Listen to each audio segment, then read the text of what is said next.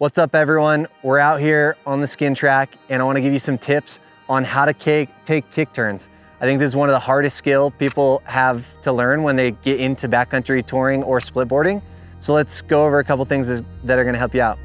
So when you're approaching a turn, usually you'll be in a zone, if you're just getting into the sport, that sees a lot more traffic. So you'll see turns like this where there's a big range of where people turn, you know? I have the first turns here by my feet, and I have the next ones almost 10 feet ahead of me.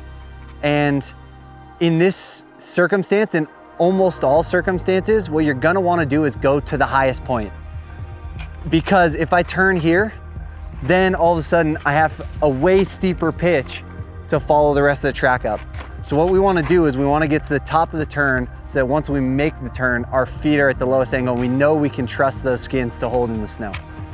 All right, so now that I'm getting to the highest end of this range in the turn, what I'm gonna do first is I wanna get my feet as high, as steep on the pitch as I can and feel like I can still trust that one foot. So my outside foot, for me, my left here.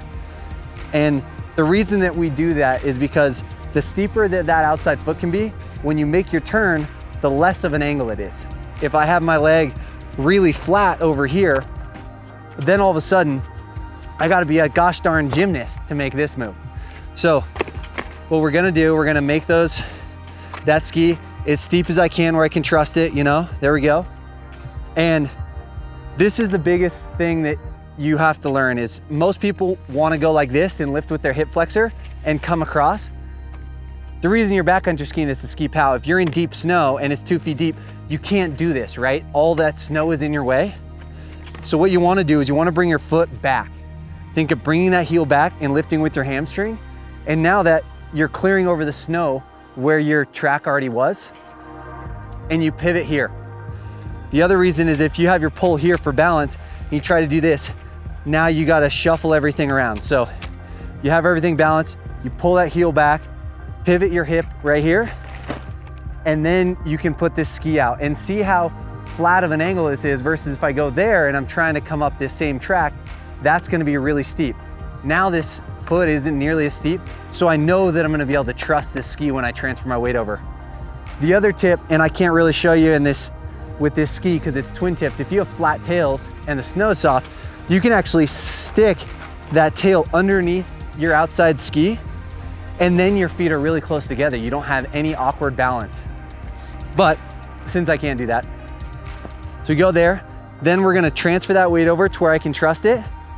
And same thing, so now all my weight's on the one ski. I don't wanna lift with that hip flexor. Don't lift forward with your knee. You wanna kick that foot back, pivot at your hip, and walk it forward. The other thing to keep in mind, and this is just a general skin track tip, is it's counterintuitive when you start slipping. Everybody wants to lean forward. But when you do that, the angle that you're putting on your skis doesn't give you as much traction on your skins. So you actually wanna keep those hips up and forward. Think of keeping that chest up. And that's gonna give you better traction versus being hunched over like this and feeling like you're gripping. And it's super unnatural. It takes a little bit to get used to, but keeping those hips forward and that chest up are gonna give you way better traction on the uphill.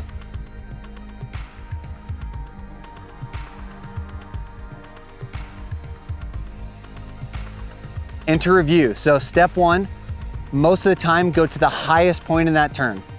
Step two, you wanna make that outside ski, whichever foot it is, as steep as you can where you feel like you can trust that traction on only one foot.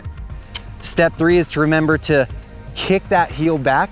Don't lift your knee forward, kick that heel back and pivot at your hip.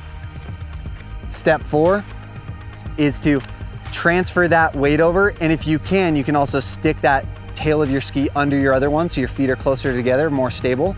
But step four is transferring that weight over to that other foot and knowing that you can trust it's gonna stick. And then step five is following up on step three is kicking that heel back, pivoting at the hip, pushing it forward, and taking your next steps. And always when you're on the skin track, just remember that for better traction, you wanna keep those hips forward and that chest up. Just gives you better traction on your skins.